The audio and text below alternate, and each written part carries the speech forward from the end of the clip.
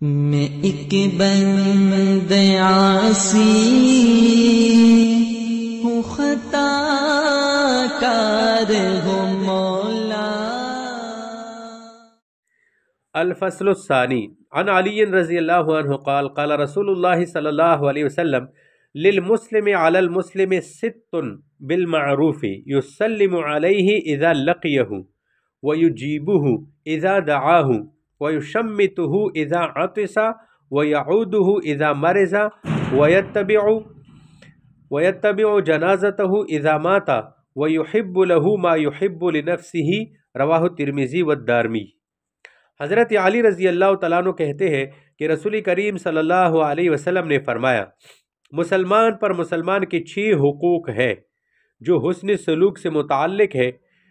جب کوئی مسلمان ملے تو اس کو سلام کرنا، جب کوئی مسلمان کھانے کے لیے یا کسی اور غرض کے لیے بلائے تو اس کو قبول کرنا، جب کوئی مسلمان چھینکے تو اس پر یرحمک اللہ کہنا، جب کوئی مسلمان بیمار ہو تو اس کی عیادت کرنا، جب کسی مسلمان کا انتقال ہو جائے تو اس کی جنازہ کے ساتھ جانا، اور مسلمان کے لیے اس چیز کو پسند کرنا جس کو خود اپنے لیے پسند کرتا ہے۔ تو اسلامی معاشرے کے یہ 6 بااہم حقوق ہے جس کے ادا کرنے سے معاشرہ میں محبتیں پھیل جاتی ہے اور ایک امن کی فضا جو ہے قائم ہو جاتی ہے۔ وعن ابی سعید الخدری رضی اللہ عنہ ان النبی صلی اللہ علیہ وسلم قال ایاکم والجلوس بالطرقات فقالوا یا رسول اللہ ما لنا من مجالسنا بد نتحدث فيها قال فإذا أبيتم إلا المجلس فأعطوا الطريق حقه قالوا وما حق الطريق يا رسول الله قال غض البصر وكف الأذى ورد السلام والأمر بالمعروف والنهي عن المنکر متفق علیہ۔ حضرت ابو سعید خدری رضی اللہ تعالیٰ عنہ نبی کریم صلی اللہ علیہ وسلم سے نقل کرتے ہیں کہ آپ علیہ السلام نے فرمایا، تم راستوں میں بیٹھنے سے اجتناب کرو۔ بعض صحابہ نے عرض کیا کہ یا رسول اللہ، ہمارے لیے راستوں میں بیٹھنے کے علاوہ اور کوئی چارہ کار نہیں ہے جہاں ہم باتیں کرتے ہیں؟ نبی علیہ السلام نے فرمایا، جب تم مجبوری کی بنا پر بیٹھنے کے علاوہ دوسری صورت سے انکار کرتے ہو تو پھر راستے کو ان کا حق ادا کرو۔ صحابہ نے عرض کیا یا رسول اللہ، راستے کا حق کیا ہے؟ تو آپ علیہ السلام نے فرمایا، آنکھوں کا بند کرنا، یعنی حرام چیزوں پر نظر نہ ڈالنا۔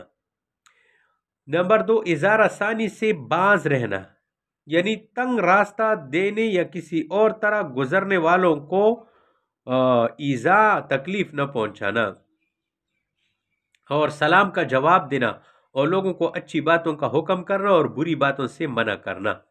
تو اس حدیث سے معلوم ہو گیا کہ راستوں اور چبوتروں میں بیٹھ کر لوگوں پر آوازیں کسنا، گپ شپ وغیرہ کرنا یہ منع ہے۔ ہاں، اگر مجبوراً جو ہے باہر بیٹھنا پڑا تو پھر اس کی جواز کے لیے یہ شرط ہے کہ گزرنے والوں کے سلام کا خوب جواب دے، اور اگر وہ ناواقف ہو تو ان کو راستے کی رہنمائی کرے، معروف کا حکم کرے اور نگاہیں نیچے رکھے۔ تو راستوں اور چبوتروں میں بیٹھنا کب جائز ہوتا ہے وہ اس حدیث میں بیان۔ وعن اسامة بن زید ان رسول اللہ صلی اللہ علیہ وسلم مر بمجلس فیہ اخلاط من المسلمین والمشرکین عبدۃ الاوثان والیہود فسلم علیہم متفق علیہ۔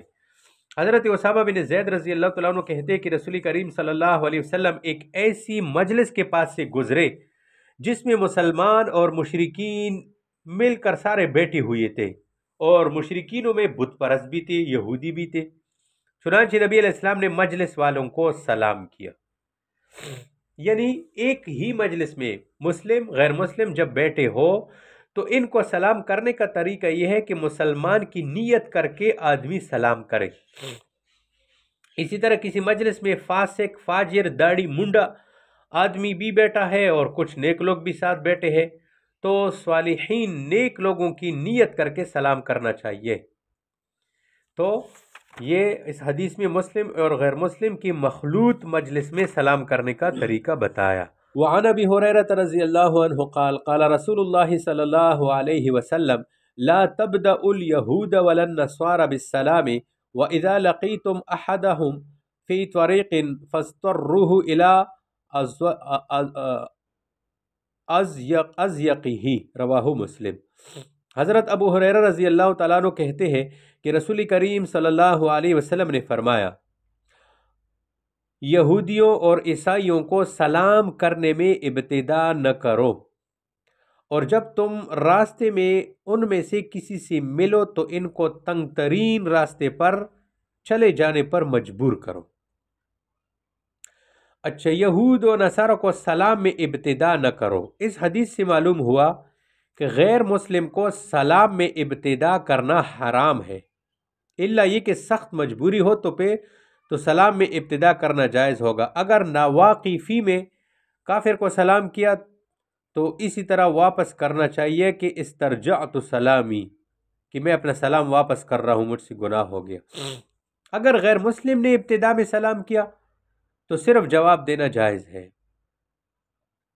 اچھا، بدعتی آدمی ہے نا، بدعتی مبتدع کو بھی ابتدا میں سلام نہیں کرنا چاہیے، ہاں اگر مجبور ہو تو صحیح ہے۔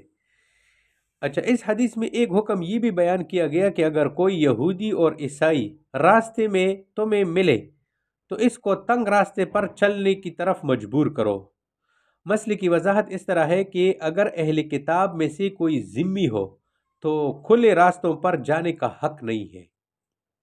اسی طرح اگر مسلمان اور اہل کتاب ایک راستے پر چل رہے ہو اور راستہ مسلمانوں کے لیے تنگ پڑ رہا ہو تو یہود و نصارہ کو کھلے راستوں پر چلنے کا حق نہیں ہے، لہٰذا اس کو تنگ راستے پر چلنے کا حکم دیا جائے گا۔ اگر وہ اس پر عمل نہیں کرے گا تو دھکا دے کر ان کو مجبور کیا جائے گا۔ ہائے افسوس، یہ بھی ایک دور تھا مسلمانوں کا کہ مسلمان یہود و نصارہ کو دھکے دیا کرتے تھے، مگر جب مسلمانوں کے حکمران نااہل ہو گئے تو آج یہود و نصارہ مسلمانوں کو تنگ و تاریک مقام کی طرف دھکے دے رہے ہیں۔ غیر مسلم کے سلام کے جواب میں پھر جو ہے، اگر اس نے سلام کیا تو کیا جواب دے دے؟ تو آپ جواب میں پھر ہداک اللہ، ہداک اللہ، یہ الفاظ بس جواب دینا چاہیے، بس اس سے زیادہ اور کچھ جواب میں نہیں کہنا چاہیے۔ وعن انس رضی اللہ عنہ قال ان رسول اللہ صلی اللہ علیہ وسلم مر علی غلمان فسلم علیہم، متفق علیہ۔ حضرت انس رضی اللہ تعالیٰ عنہ کہتے ہیں کہ ایک مرتبہ رسول کریم صلی اللہ علیہ وسلم کچھ لڑکوں کے پاس سے گزرے تو آپ نے ان کو سلام کیا۔ اگرچہ اصولی طور پر بچوں کو چاہیے کہ وہ بڑوں کو سلام کرنے میں پہل کرے، لیکن نبی علیہ السلام تواضع اور شفقت کے طور پر پہلے بچوں کو سلام کیا ہے، جس سے جواز کا پتہ چلتا ہے۔ بچے زیادہ بھی ہے اس لیے آپ نے، اچھا یہ بچے چونکہ زیادہ بھی تھی اس لیے آپ نے ان کو سلام کیا، اور دوسرا یہ کہ آپ گزرنے والے بھی تھے اس لیے آپ نے سلام کیا، اور تیسرا یہ کہ بچوں کو اس سلام کی تعلیم دینا بھی مقصود تھا کہ تاکہ بچوں کو سلام کی عادت پڑ جائے، تو اس کی ان باتوں کی خاطر نبی علیہ السلام نے بچوں کو سلام کیا۔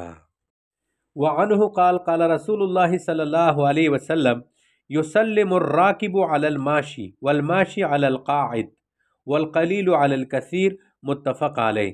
حضرت ابو ہریرہ رضی اللہ تعالیٰ عنہ کہتے ہیں کہ رسول کریم صلی اللہ علیہ وسلم نے فرمایا، جو شخص سواری پر ہو وہ پیدل چلنے والے کو سلام کرے، چلنے والا بیٹھی ہوئی کو سلام کرے، اور تھوڑے آدمی زیادہ تعداد والے آدمیوں کو سلام کرے۔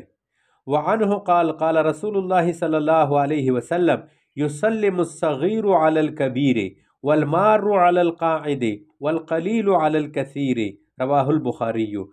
حضرت ابو ہریرہ رضی اللہ تعالیٰ عنہ کہتے ہیں کہ رسول کریم صلی اللہ علیہ وسلم نے فرمایا، چھوٹا بڑے کو، گزرنے والا بیٹھی ہوئی کو، اور کم تعداد والے زیادہ تعداد والوں کو سلام کرے۔ تو ان دونوں حدیثوں میں کون کس کو سلام کرے اس کو بتا دی۔ ان اللہ وملائکتہ یصلون علی النبی یا ایہا الذین آمنوا صلوا علیہ وسلموا تسلیما۔